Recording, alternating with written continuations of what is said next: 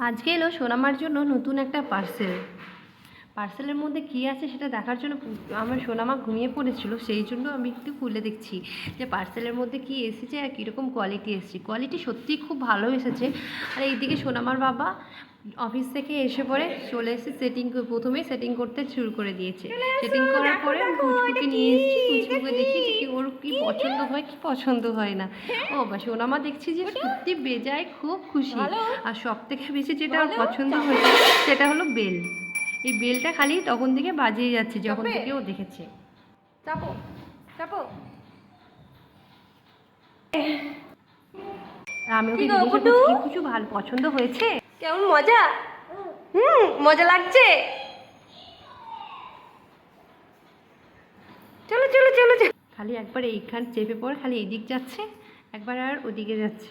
ও আর কোনো মতে আর নামতে চাইছিল না। ভিডিওটা ভালো লাগলে শেয়ার করো।